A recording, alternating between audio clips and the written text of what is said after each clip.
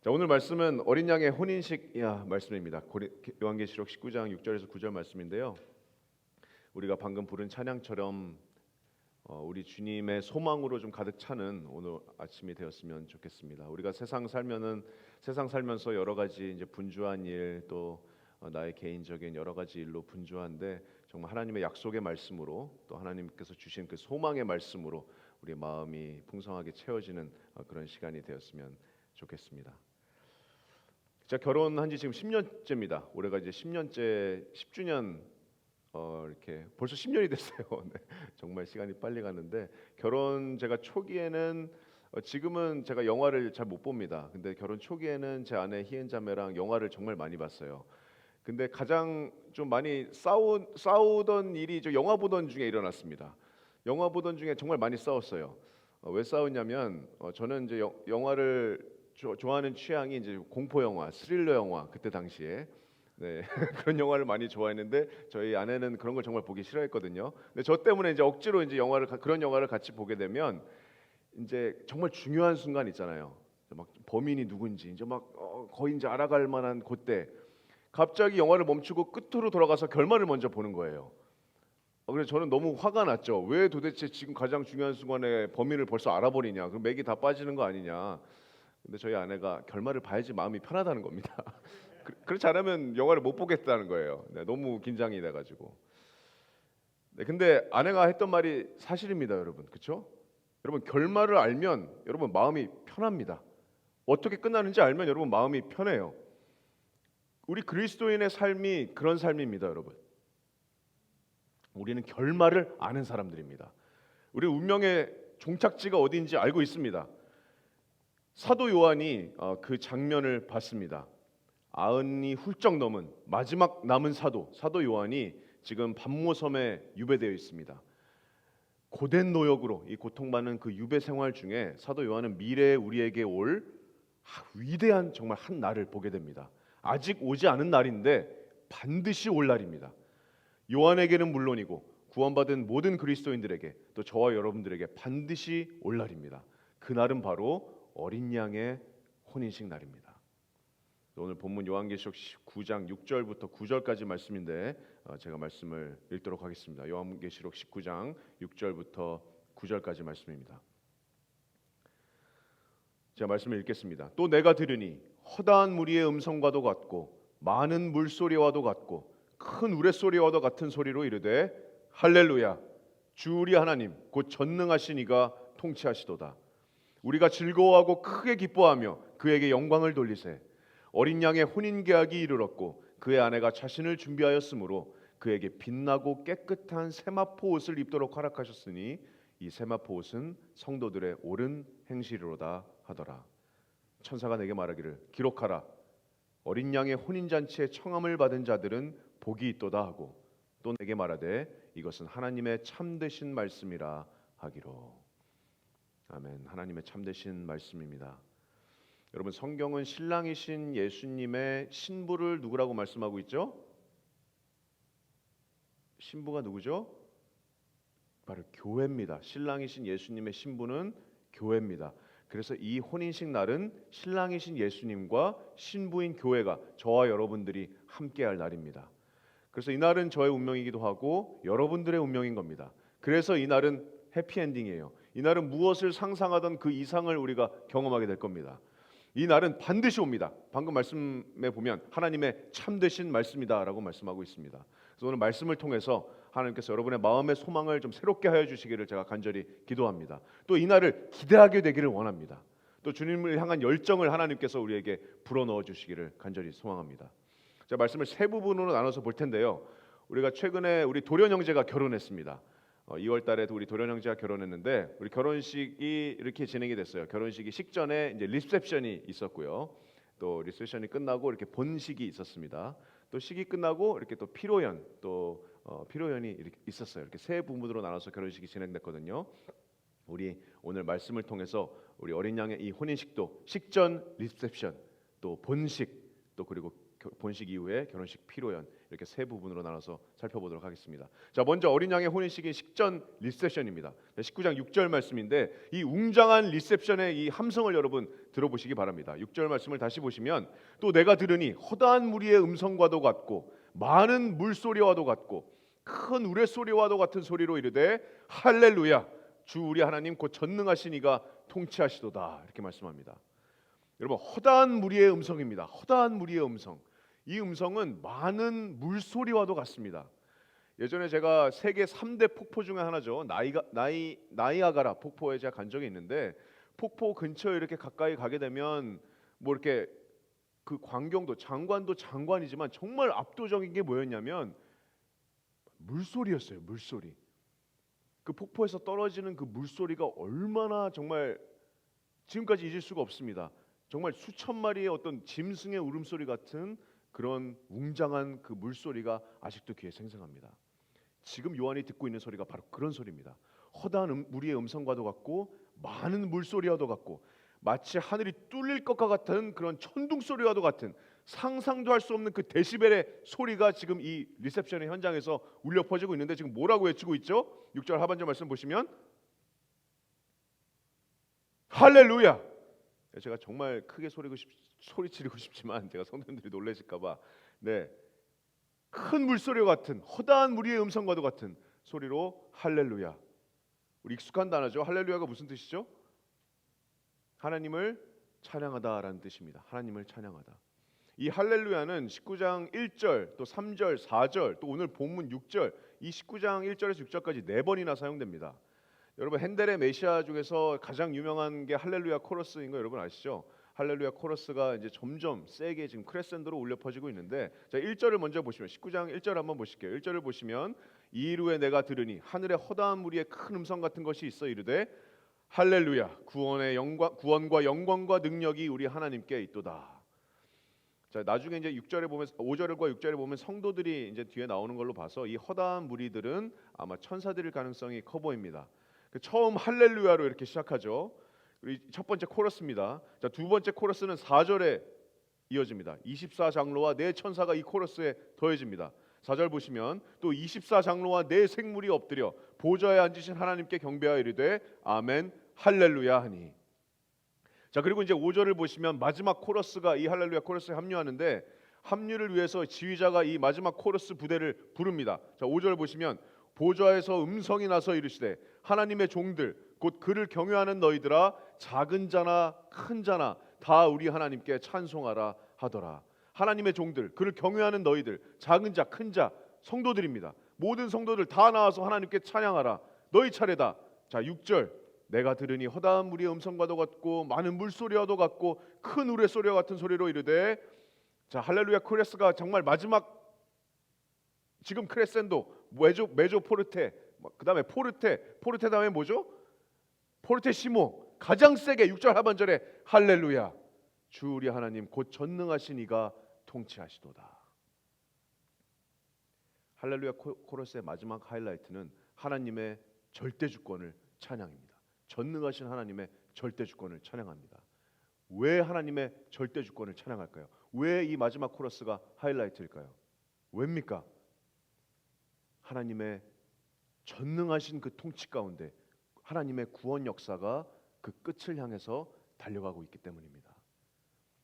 그토록 우리가 소망하던 대로 여러분 예수님께서는 공중으로 강림하셔서 자신의 백성들을 공중으로 끌어올려서 영접하십니다. 우리가 예수님을 영접합니다. 휴거가 일어납니다.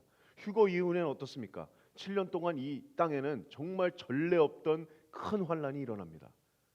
하늘에서는 그리스도의 심판대 앞에서 우리가 상급을 받습니다. 우리에게 주신 하나님의 상급이 있어요. 그리고 그토록 고대하던 교회와 신랑이신 예수님과 신부인 교회가 혼인식을 하늘에서 이제 곧 시작이 됩니다. 그리고 이 혼인식이 끝나면 예수님께서는 천군 천사와 모든 성도들과 함께 백마를 타시고 영광스럽게 이 땅으로 재림하시게 될 겁니다. 자, 예수님께서 재림하시면 그때는 갓난 아기의 모습이 아닙니다. 겸손한 왕의 모습이 아니에요. 백마를 탄 심판주로 이 땅에 오시게 될 겁니다. 모든 악한 자들을 이 악한 세상을 정말 포도틀을 밟는 것 같이 심판하러 심판주로 오실 겁니다. 유다의 사자로 오시게 될 겁니다. 그리고 사단을 봉인하실 겁니다. 1000년 동안 사단을 봉인하시고 이 땅에 하나님의 나라가 세워지는 겁니다. 이 땅에 하나님의 천년 왕국이 세워지는 겁니다. 천년 왕국에서 공의가 하나님의 공의가 예수 그리스도의 그 메시아의 공의가 펼쳐지는 그 나라에서 우리가 예수님과 함께 천년 동안 왕노릇하게 될 겁니다. 그 천년이 끝나면 사단이 봉인이 잠깐 풀어지고 곡과 마곡의 전투가 일어나고 사단과 거짓 선지자와 모든 악한 자들은 영원히 불못으로 떨어지는 그 백보자의 심판이 있을 겁니다. 그 심판이 있고 우리가 영원히 거할 처소인 새 하늘과 새 땅에 우리가 영원히 들어가게 될 겁니다. 여러분, 이렇게 외치지 않을 수가 없습니다. 할렐루야, 주 우리 하나님 곧 전능하신 이가 통치하시도다. 앞으로 펼쳐질 그 주님의 통치와 주권을 선포하는 그런 신호탄과 같은 그 코러스가 바로 이 할렐루야 코러스입니다. 이것이 바로 어린 양의 혼인식 식전의 리셉션의 현장입니다. 천사들과 함께하는 정말 우리의 코러스입니다. 여러분 기대되십니까? 이 날이 우리가 함께 부를 이 코러스가 여러분 기대되십니까? 수많은 천군 천사들과 우리가 함께 부를 이 날이 여러분 기대되세요? 하나님의 말씀의 약속입니다. 하나님의 참되신 말씀입니다. 자, 이제 두 번째로 이 리셉션이 끝나고 이제 혼인식 본식이 시작됩니다. 자, 7절과 8절 말씀인데, 자, 7절부터 한번 다시 보시겠습니다. 7절을 보시면, 자, 우리가 즐거워하고 크게 기뻐하며 그에게 영광을 돌리세 어린 양의 혼인 기약이 이르렀다 말씀합니다. 즐거워하고 크게 기뻐하며 그에게 영광을 돌리세. 여러분, 그냥 즐거워하는 것도 아니고 그냥 기뻐하는 것도 아니고 뭐라 그러죠? 크게 기뻐하라. 기쁨을 주체할 수 없습니다. 크게 기뻐하라. 왜냐하면 우리가 고대하던 기다리던 그날이 매일매일 날짜 세던 그날이 이 날이 왔기 때문입니다. 결혼식 날이에요. 너무 기쁘고 너무 설레는 겁니다. 저도 이제 결혼한 지 10년 됐지만 아직도 그날이 생생합니다. 여러분도 그날이 생생하실 거라고 제가 생각해요. 결혼식 그 당일날. 저도 그 당일날 날짜를 이제 핸드폰에 D-Day로 써놓고 계속 10일 전, 7일 전, 5일 전부터는 계속 시간이 안 가요. 그러다가 마지막 당일날이 되는데 그 전날에 너무 기대가 되고 너무 설레가지고 잠을 진짜 한숨도 못 잤습니다. 잠을 한숨도 못 자고 그 다음날 아침에 메이크업을 받으러 가가지고요. 메이크업을 받았는데 얼굴이 한 1시간 있다가 다 떴어요. 네, 그래서 결혼식 앨범에 정말 얼굴에 허옇게 뜬 사진만 이렇게 돼 있는데 너무나도 이 기쁨을 주체할 수가 없어서요. 너무 기쁩니다. 그래도 기뻐요. 얼굴이 다 떠도 기뻤습니다. 너무 기뻤습니다. 어린 양의 혼인 기약이 이르렀기 때문입니다. 근데 여러분 이런 질문하시는 분이 있을 수도 있겠어요. 아니, 우리는 이미 신랑이신 예수님과 신부 아닙니까? 이미 결혼식이 이루어진 거 아니에요? 이미 성경 말씀 우리가 예수님의 신부라고 얘기하고 있는데 혼인식은 미래의 일입니다. 어떻게 이럴 수 있죠? 이 말씀에 따르면 이 어린 양의 혼인식은 미래에 일어날 일인데 우리는 이미 예수님과 혼인한 게 아니었나요? 누가 질문하셨는지 모르겠지만 정말 좋은 질문, 정말 중요한 질문을 해주셨습니다. 이 질문에 대답하려면 여러분 이 당시의 결혼의 문화를 여러분 이해하셔야 됩니다. 예수님 당시의 결혼식은 지금보다도 훨씬 더 큰 행사였습니다. 지금도 뭐 결혼식이 큰 행사긴 하지만 이 당시의 문화에서는 정말 훨씬 결혼식도 길고 준비도 많았습니다. 그 당시의 결혼은 3단계로 이렇게 진행이 됐어요. 첫 번째 그 단계는 약혼 단계입니다. 약혼. 지금 우리나라 약혼식 거의 안 하죠. 하지만 이 당시에는 약혼식이 정말 중요한 절차였습니다. 약혼은 결혼과 똑같은 그런 구속력이 있었어요. 많은 증인들 앞에서 서약을 해야 됩니다. 자, 마태복음 1장 18절에서 20절 말씀을 보시면 자, 예수님의 나심에 대해서 말씀하고 있는데 이렇게 말씀합니다. 예수 그리스도의 나심은 이러하니라. 그의 어머니 마리아가 요셉과 약혼하고 동거하기 전에 성령으로 잉태된 것이 나타났더니 19절 보시면 그의 남편 요셉은 의로운 사람이라 그를 드러내지 아니하고 가만히 끊고자 하여. 자, 이 말씀에 주목할 것은 요셉과 마리아가 약혼을 했다고 말씀하고 있는데 19절에 보시면 약혼 상태인 요셉을 뭐라고 표현하냐면 마리아의 남편이다라고 표현합니다. 약혼인데도 남편이라고 표현해요. 결혼과 같은 구속력이 있는 겁니다. 이 약혼은 이혼으로만 깨질 수 있어요. 이 당시 약혼은 보통 부모님들에 의해서 이루어졌습니다. 그리고 약혼식과 결혼식 사이에는 상당한 기간이 주어졌어요. 왜냐하면 신랑이 신부 측 아버지에게 이렇게 지참금을 또 이렇게 돈을 지불해야 되는 그런 능력을 갖출 때까지 기다려야 됩니다. 길면 몇 년 동안. 수년 동안 기다립니다. 그동안 신랑과 신부는 합방을 하지 못해요. 같이 동거하지 못합니다. 그래서 마태복음 1장 18절에도 요셉과 마리아가 약혼했지만 아직 동거하지 않은 상태에서 성령으로 잉태된 것이 나타났다 이렇게 말씀하고 있죠. 처녀 마리아에게 성령으로 잉태된 예수님이 오신 겁니다. 하지만 요셉이 그의 남편이라고 말씀하고 있죠. 이 두 번째 단계가 이제 이 첫 번째 단계가 이제 약혼식이고 이제 두 번째 단계가 준비가 다 되면 혼인식이 이루어집니다. 신랑이 준비가 되면 신랑이 친구들과 함께 장인어른의 집에 가서 신부를 데려가는 날, 기쁨의 날이죠. 자, 그리고 이제 이 혼인식이 끝나면 세 번째로 이제 혼인 잔치가 열리는데 이 피로연이 보통 일주일 동안이나 이렇게 지속됐습니다. 자, 이런 고대 문화에 비추어 봐서 지금 이 어린 양의 혼인식은 뭡니까? 신랑이신 어린 양 예수 그리스도께서 신부인 교회를, 저와 여러분을 집으로 데려가는 그 날입니다. 하지만 예수님과 여러분은 이미 약혼 관계에 있습니다. 예수님은 여러분의 남편이고 여러분은 그분의 신부가 됩니다. 이 약혼은 이미 창세 전에 일어난 겁니다. 하늘 아버지께서 독생자 예수 그리스도를 위해서 여러분을 아무런 조건 없이 먼저 사랑하셨습니다. 그리고 신랑이신 예수 그리스도는 신부를 위해서 이 땅에 오셔서 십자가에서 자신을 신부를 위해서 내어주심으로 우리의 죄값을 치러주신 겁니다. 그리고 여러분이 복음을 통해서 내가 죄인임을 깨닫고 구원자이신 예수님을 내가 믿었을 때 예수님께서 여러분을 받아주신 것이고 창세전에 맺었던 그 약혼이 효력이 발생한 겁니다. 그리고 성령께서 그 효력을 영원히 인쳐주신 겁니다. 그래서 여러분이 구원받은 그 순간부터 여러분은 기쁨으로 영광스럽게 예수님은 나의 신랑이시고 나는 예수님의 신부입니다 이렇게 고백할 수 있는 겁니다. 하지만 이제 그 약혼 기간이 끝나고 자, 이 날은 정말 영광스러운 그 혼인식 날인 겁니다. 영광스러운 혼인식 날이 이르렀습니다. 자, 이 본식을 준비하는 신부부터 만나봐야겠죠. 우리가 결혼식 가면 가장 먼저 신부 대기실로 가죠. 자, 신부를 만나보겠는데 자, 7절 하반절, 오늘 본문 7절 하반절에 보시면 그의 아내가 자신을 준비하였다 이렇게 말씀합니다. 혼인 계약이 이르렀는데 그의 아내가 자신을 준비하였다. 보통 신부 준비를 하는, 결혼식 날 신부 준비하는 게 시간이 정말 많이 걸립니다. 얼마나 정성스럽게 단장합니까? 신랑 준비는 한 30분이면 다 끝나요. 근데 신부 준비는 뭐 메이크업, 헤어 뭐 하느라 한 2시간 넘게 걸리고 웨딩드레스까지 다 입으면 몇 시간이 걸립니다. 단장합니다. 이 거룩한 어린 양의 혼인식 날에 예수 그리스도의 신부인 교회가 말씀처럼 자신을 준비했습니다. 어떻게 신부인 교회가 자신을 준비했을까요?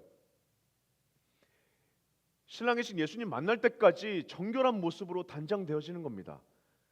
여러분, 고린도 교회를 향한 목회자 바울의 그 간절한 마음을 여러분 한번 들어보시기 바랍니다. 고린도후서 11장 2절과 3절 말씀인데요. 자, 내가 하나님의 열심으로 너희를 위하여 열심을 내노니 내가 너희를 정결한 처녀로 한 남편인 그리스도께 드리려고 중매함이로다. 그러나 나는 뱀이 그 간계로 하와를 미혹한 것 같이 너희 마음이 그리스도를 향하는 진실함과 깨끗함에서 떠나 부패할까 두려워하노라. 내가 목회자로서 하나님의 열심으로 열심을 내는 것은 나중에 혼인식 날 너희를 남편인 그리스도께 정결하게 드리는 것이다. 그것이 나의 역할이다. 중매자와 같은 역할이다. 남편을 향한 마음에서 너희가 떠나지 말아라. 그게 신부가 해야 될 준비입니다. 여러분, 무엇보다 신부는 죄와 치열하게 싸우면서 신랑이신 예수님을 만날 것을 준비해야 됩니다. 골로새서 3장 5절 말씀에 그래서 성경 계속해서 명령합니다. 땅에 있는 지체를 죽이라. 곧 음란과 부정과 사욕과 악한 정욕과 탐심이니. 또 로마서 6장 12절 말씀에 그러므로 너희는 죄가 너희 죽을 몸을 지배하지 못하게 하여 몸의 사욕에 순종하지 말아라. 거룩하신 신랑을 닮아가면서 우리는 준비하는 겁니다. 고난과 박해에도 우리가 믿음으로 견디고 인내하면서 준비하는 겁니다. 이게 신부 혼자만의 능력일까요? 이게 신부 혼자만의 능력입니까? 아닙니다. 이것은 전적으로 하나님의 은혜입니다. 8절을 보시면 놀라운 말씀이 있는데 8절을 보시면 그에게 빛나고 깨끗한 세마포 옷을 입도록 허락하셨다 이렇게 말씀합니다. 신부가 스스로 입은 게 아닙니다. 하나님께서 신부에게 깨끗한 세마포 옷을, 빛나고 깨끗한 세마포 옷을 입도록 허락하셨습니다. 결혼식 날 신부에게 가장 돋보이는 게 뭡니까? 웨딩드레스 아닙니까? 놀라운 비유인데 여러분, 우리가 구원 받았을 때 먼저 우리가 입은 옷이 있어요. 구원 받았을 때 우리가 입은 옷이 있습니다. 그래서 이사야서 61장 10절 말씀에 그가 구원의 옷을 내게 입히시며 공의의 겉옷을 내게 더하심이 신랑이 사모를 쓰며 신부가 자기 보석으로 단장함 같게 하셨음이라. 이런 말씀이 있습니다. 구원의 옷, 그 다음에 공의의 겉옷, 나의 의의 옷이 아니라 온전하신 예수 그리스도의 공의의 옷입니다. 그것을 우리가 구원 받았을 때 입는 겁니다. 그래서 우리가 구원 받았을 때 마치 예수님의 의의 옷을 우리가 입는 것과 같은 그런 비유의 말씀입니다. 에베소서 5장 25절 말씀에 남편들아 아내 사랑하기를 그리스도께서 교회를 사랑하시고 그 교회를 위하여 자신을 주심같이 하라. 이는 곧 물로 씻어 말씀으로 깨끗하게 하사 거룩하게 하시고 자기 앞에 영광스러운 교회로 세우사 티나 주름 잡힌 것이나 이런 것들이 없이 거룩하고 흠이 없게 하려 하심이라. 티나 주름 없이 예수님께서 여러분에게 예수님의 순결한 공의의 옷을 우리가 구원받았을 때 입혀주신 겁니다. 자, 그런데 이 혼인식 날 우리에게 허락된 옷은, 이 혼인식에 우리가 입게 될 옷은 또 다른 옷이에요. 이 빛나고 깨끗한 세마포 옷은 더 업그레이드된 옷입니다. 자, 8절 하반절을 보시면, 자, 그에게 빛나고 깨끗한 세마포 옷을 입도록 허락하셨으니, 자, 이날 입는 겁니다. 이 세마포 옷이 뭐라고요? 8절 하반절에 성도들의 옳은 행실이로다 하더라. 자, 이날 혼인식 때 입는 옷은 깨끗한 세마포 옷인데, 이 세마포 옷은 성도들의 옳은 행실이다.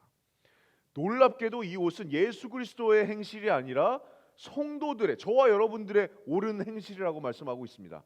어떻게 여러분 이게 가능합니까? 어떻게 가능하죠? 그 이유는 우리가 완전히 영화롭게 되었기 때문입니다. 빌립보서 3장 21절 말씀에 우리가 우리의 낮은 몸을 자기 영광의 몸의 형체와 같이 변하게 하시리라. 지금은 우리가 예수님의 의의 옷을 입고 있지만 육신이 아직 죄에 갇혀 있다면 이날 여러분은 영원히 썩지 않은 그 부활의 몸, 영광스러운 몸, 죄가 없는 몸, 예수 그리스도와 같은 몸을 입고 있게 될 겁니다. 여러분, 이 깨끗하고 빛나는 세마포 옷, 우리 성도들의 옳은 행실, 여러분 구원받고 하나님의 능력으로 열매 맺은 나의 모든 선한 일들, 내가 하는 모든 선한 일들은 하나님께로부터 온 겁니다. 그죠? 내가 하는 모든 죄들은 나에게로부터 온 것이고 내가 하는 모든 선한 일들은 하나님께로부터 온 것입니다. 우리가 나중에 그리스도의 심판대 앞에 가면 우리들의 모든 그런 더러운 행실들은 다 불에 타서 없어지는 것이고 하나님의 능력으로 우리가 행한 모든 선한 행실만 그 앞에 금과 은과 보석으로 남는 겁니다. 그것을 가지고 우리가 이 어린 양의 혼인 잔치에 들어가는 겁니다.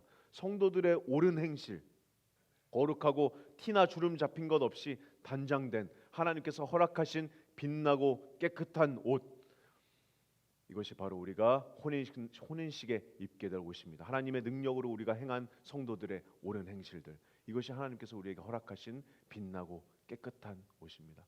혼인식 때 입게 될 우리의 옷이에요. 근데 이 옷은 혼인식이 끝나도 우리가 벗지 않을 겁니다. 우리가 이 옷을 입고 예수님과 함께 다시 이 땅으로 내려오게 될 겁니다. 자, 요한계시록 19장 11절 보시면 혼인식이 끝나고 이제 예수 그리스도와 함께 우리가 영광스럽게 이 땅에 다시 내려오게 될 텐데 19장 11절을 보시면 또 내가 하늘이 열린 것을 보니 보라 백마와 그것을 탄 자가 있으니 그 이름은 충신과 진실이라. 그가 공의로 심판하며 싸우더라. 심판주 유다의 사자의 모습이죠. 자, 14절에 보시면 하늘에 있는 군대들이 따르는데 저와 여러분들입니다. 천사들과 저와 여러분들이에요. 하늘에 있는 군대들이 뭘 입었나요? 지금 희고 깨끗한 세마포 옷을 입고 백마를 타고 그를 따르더라. 우리가 혼인식 때 입은 그 빛나고 깨끗한 세마포 옷을 입고 예수 그리스도와 함께 놀랍게 이 땅에 우리가 영광스럽게 다시 오게 될 겁니다. 혼인식 날 깨끗하고 빛나고 세마포 옷을 입은 정결한 신부의 모습으로 신랑이신 예수님과 우리가 이 땅에 함께 내려오게 될 겁니다. 놀라운 모습 아닙니까? 자, 우리가 신부의 모습을 봤어요. 신부 대기실을 지나서 이제 결혼식 문 앞에 서 있는 신랑을 맞이합니다. 여러분, 사실 결혼식의 주인공은 우리가 신부라고 하죠. 신부가 결혼식의 주인공입니다. 하지만 이 결혼식은 달라요. 이 결혼식의 주인공은 신부가 아닙니다. 이 결혼식의 주인공은 신랑입니다. 자, 7절을 다시 보시면 우리가 즐거워하고 크게 기뻐하며 그에게 영광을 돌리세 어린 양의 혼인 계약이 이르렀다. 이 혼인식의 이름이 바로 어린 양의 혼인식입니다. 왜 예수님의 혼인식이라고 하지 않을까요? 왜 전능하신 하나님의 혼인식이라고 하지 않을까요? 왜 메시아의 혼인식이라고 하지 않을까요? 왜 어린 양의 혼인식입니까? 왜 이 혼인식이 어린 양의 혼인식입니까? 여러분, 어린 양이 상징하는 게 뭡니까? 희생입니다. 우리 죄를 대신 짊어진 희생 제물. 요한복음 1장 29절에서 침례 요한이 예수님의 오심을 보고 뭐라고 외치죠? 봐라, 세상 죄를 짊어가고 있는 하나님의 어린 양이로다. 이사야서 53장 6절에 우리는 다 양 같아서 그릇 행하여 각기 제 길로 갔거늘 여호와께서는 우리 모두의 죄악을 그에게 담당시키셨도다. 그가 곤욕을 당하여 괴로울 때도 그의 입을 열지 아니하였음이며 마치 도수장으로 끌려가는 어린 양과 털 깎는 자 앞에서 잠잠한 양같이 그의 입을 열지 아니하였도다. 여러분, 어린 양이 상징하는 것은 예수 그리스도의 십자가입니다. 어린 양이 상징하는 것은 예수님의 죽음입니다. 어린 양의 사랑은 단순한 그런 사탕 발림의 사랑이 아니에요. 도수장으로 끌려간 양같이 잠잠하게 나를 위해서 피를 쏟으신 그 사랑입니다. 그 십자가 위에는 내가 달려야 됐습니다. 그 십자가 위에서는 여러분이 달려야 됐어요. 하지만 십자가 위에서는 나를 위해서 자신의 영혼을 내어놓으신, 자신을 내어놓으신 그 어린 양의 사랑이 있습니다. 여러분, 제가 이런 바람이 제 마음에 있었던 적이 있어요. 내가 과거로 정말 시간 여행을 해서 그 예수 그리스도의 십자가 그 발 앞에 내가 있었다면, 그 예수님의 십자가를 내가 바라볼 수 있다면 어떨까? 베드로가 여러분 아시다시피 예수님을 3번을 부인했잖아요. 3번을 부인하는데 마지막 3번째 부인했을 때 누가복음 22장 61절에 보시면 예수님께서 돌이켜서 베드로를 보셨다 이렇게 말씀합니다. 눈과 눈이 마주친 겁니다. 자, 누가복음 22장 61절 62절을 보시면 주께서 베드로가 3번째 부인했을 때 예수님께서 신문 받고 있을 때였어요. 대제사장의 그 뜰에서 주께서 돌이켜서 베드로를 보시니 베드로가 주의 말씀 곧 오늘 닭 울기 전에 네가 3번 나를 부인하리라 하심이 생각나서 62절에 보시면 밖에 나가서 심히 통곡하니라. 베드로가 예수님과 눈이 마주치고 어떻게 됐습니까? 완전히 무너졌습니다. 심히 통곡하니라. 나의 사랑하는 주님을 내가 배신하다니. 여러분, 물론 우리가 미래에 바라볼 예수님의 영광도 정말 간절히 보고 싶지만 정말 내가 이 땅에서 죄와 치열하게 싸울 때, 내 안에 죄로 인해서 내가 계속해서 넘어질 때, 고통스러운 싸움을 해갈 때, 정말 애통하는 회개가 간절할 때, 내가 정말 예수님의 십자가 내가 지금 바라볼 수 있다면 어떨까? 내가 나를 위해서 정말 옆구리와 손에 찔리는 그 예수님의 그 피 흘리는 그 현장을 내가 바라보면 어떨까? 그것을 내가 바라보고 나서 내가 계속 죄를 지을 수 있을까? 이 죄에서 내가 정말 힘들어할 때 예수님의 십자가를 내가 한번 바라보고 그 고통받는 예수님을 바라보고 내가 죄에서 영원히 끊어질 수 있다면 얼마나 좋을까? 내가 그렇게 다시 죄를 쉽게 저지를 수 있을까? 하지만 여러분, 시간 여행할 필요 없습니다.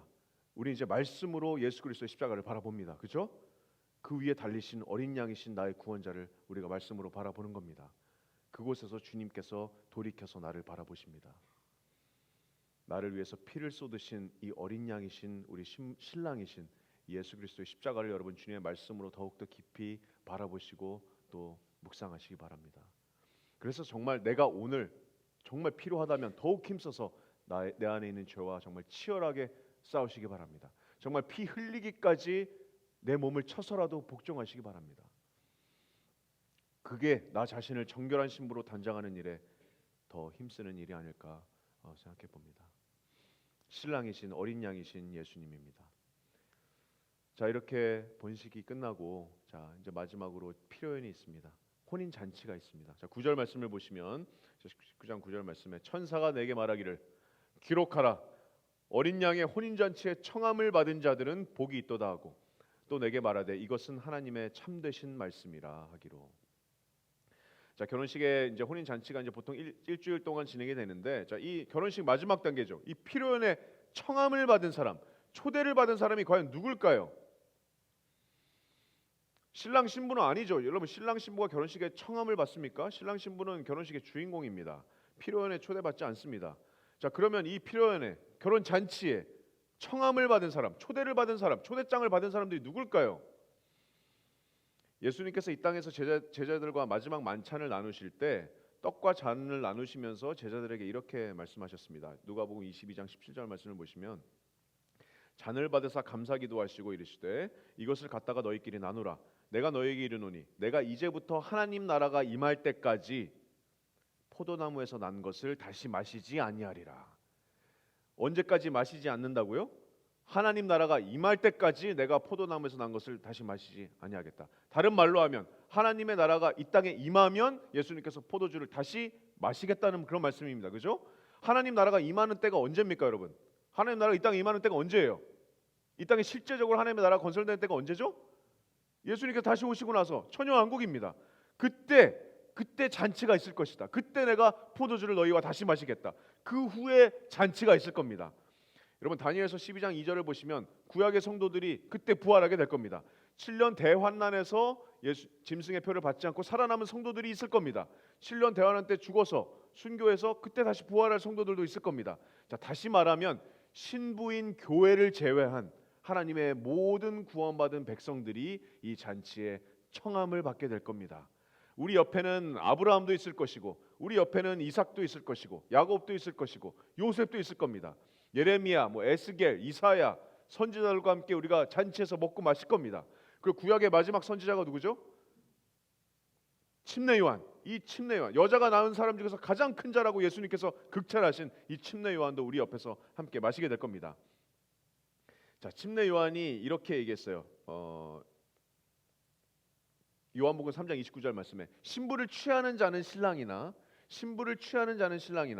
서서 신랑의 음성을 듣는 친구가 크게 기뻐하나니 나는 이러한 기쁨으로 충만하였노라. 그는 흥하여야 하겠고 나는 쇠하여야 하리라.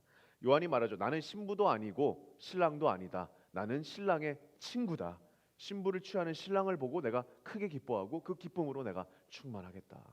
여러분 침례 요한은 어린 양의 혼인식에 참석한 신랑 예수님의 말하자면 베스트맨입니다. 식이 끝나면 어린 양의 혼인 잔치에 함께 함께 참석하게 될 겁니다. 여러분 이 얼마나 놀라운 날입니까, 그죠? 상징이고 비유적인 말씀을 우리가 보고 있지만 이 날은, 이 혼인 잔치 날은 신약의 교회들과 또 구약의 모든 성도들, 모든 하나님의 백성들, 환난기의 성도들, 모든 하나님의 백성들이 예수 그리스도의 구원하심과 또 하나님 나라의 건설을 축하하면서 우리가 경배하고 영광 돌리면서 크게 기뻐하면서 잔치를 벌이는 그런 놀라운 날이 될 겁니다. 천년의 기간이 우리의 잔치 기간이 될 겁니다. 우리의 허니문이 될 겁니다. 이 잔치의 열기는 절대로 식지 않을 것이고 또 이 잔치는 단 한순간도 지루한 순간이 없는 정말 끝없는 기쁨으로 우리를 인도해 주게 될 겁니다. 사랑하는 그레이스 성령교회 성도님들, 정말 이 날을 고대하시기 바랍니다. 이 날은 정말 분명히 올 날입니다. 우리가 말씀을 통해서 어린 양의 혼인식의 약속의 말씀을 우리가 묵상해 봅니다. 웅장한 할렐루야 코러스와 함께하는 식전 리셉션, 또 본식의 주인공인 신랑이신 예수님, 또 신부인 교회, 또 식이 끝나고 또 피로연, 또 혼인 잔치까지. 정말 꿈 같은 말씀입니까, 여러분? 정말 꿈 같은 말씀 아니에요? 지금 내가 살고 있는 내 현실이랑은 너무 괴리감이 여러분 있으십니까? 아마도 여러분보다 반모섬에서 그 늙은 몸을 이끌고 고된 노역을 하던 사도 요한에게 이것보다 더 현실과 괴리감이 있던 약속의 말씀, 더 현실과 괴리감이 있었던 예언이었을 겁니다. 그런 환상이었을 겁니다. 하지만 내가 그렇게 느낀다고 해서 진리가 아닌 게 아닙니다. 내가 그렇게 느낀다고 해서 내 현실이 이렇다고 해서 하나님의 말씀의 약속이 그렇지 않은 게 아닙니다. 이 일은 아까 우리 말씀에도 말씀하고 있지만 하나님의 참되신 말씀입니다. 구원받은 자들에게, 저와 여러분들에게 반드시 일어날 일입니다. 하나님의 참된 말씀입니다. 이 말씀이 매일매일의 삶을 사는 여러분의 정말 소망이 되길 바랍니다. 내 주님께서 나의 소망이 되시길 바랍니다. 제가 말씀을 마무리하면서 정말 중요한 거 한 가지만 마지막으로 강조하고 싶습니다. 여러분, 제가 아까 말씀드렸듯이 여러분과 제가 함께할 이 영광스러운 이 혼인식 날 주인공은 우리가 아닙니다. 주인공은 우리가 아니에요. 주인공은 여러분이 아닙니다. 주인공은 신부가 아니라 그날의 주인공은 나를 맞이하기 위해서 저기 결혼식 카페 레이 끝에 서 있는 신랑이신 어린 양이신 예수님께서 이 혼인식의 주인공 되십니다. 여러분, 거룩하고 흠이 없이 정결하게 걸어가고 있는 이 신부인 나를 맞이하시는 이 어린 양의 기쁨이 여러분 상상이 가십니까? 이 신랑의 기쁨이 여러분 상상이 가세요? 내가 주님께 가져간 건 내 죄밖에 없습니다. 그죠? 내 추악한 죄밖에 없어요. 신부인 내가 신랑인 예수님께 가져갔던 것은 죄밖에 없습니다.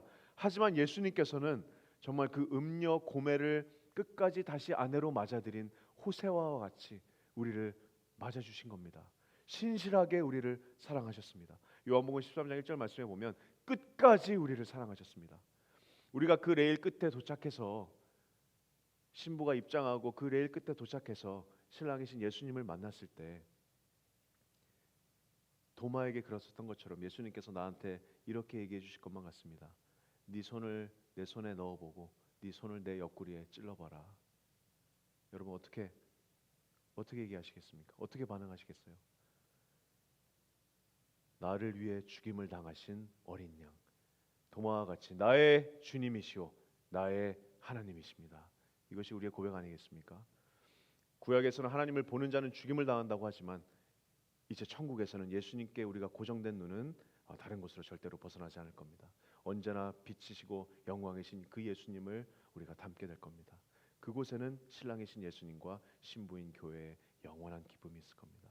여러분 그날을 소망하시기 바랍니다. 사도 바울의 축도로 제가 말씀을 마치겠습니다. 데살로니가전서 5장 23절 말씀에 이렇게 축도합니다. 평강의 하나님이 친히 너희를 온전히 거룩하게 하시고 또 너희의 온 영과 혼과 몸이 우리 주 예수 그리스도께서 강림하실 때 흠없이 보존되기를 원하노라.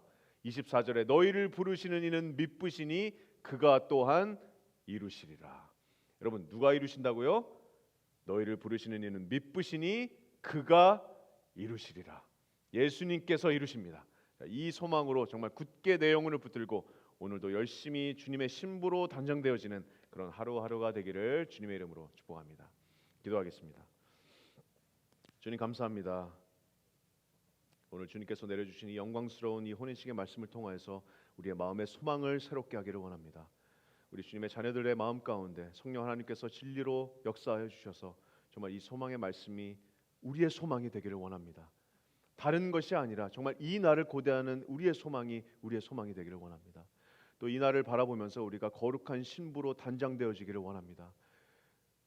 죄와 치열하게 싸우기를 원합니다. 나를 위해서 죽임을 당하신 그 어린 양인 십자가를 다시 말씀으로 바라보고 묵상하면서 우리가 죄와 싸우기를 원합니다. 우리의 능력으로 하는 것이 아니라 이 놀라운 일을 이루실 그 예수 그리스도의 능력으로 우리가 이 일을 감당하기를 원합니다. 우리에게 힘 주시고 또 주님께서 우리를 거룩하게 단장시켜 주시기를 간절히 기도합니다. 우리의 삶 가운데 우리 그 신랑이신 그 예수 그리스도의 영광이 그 사랑과 은혜가 충만히 넘칠 수 있도록 주님 우리 삶의 말씀으로 또 기도로 또 교제로 예배로 역사하여 주시옵소서. 감사합니다. 주님 예수님의 이름으로 기도합니다. 아멘.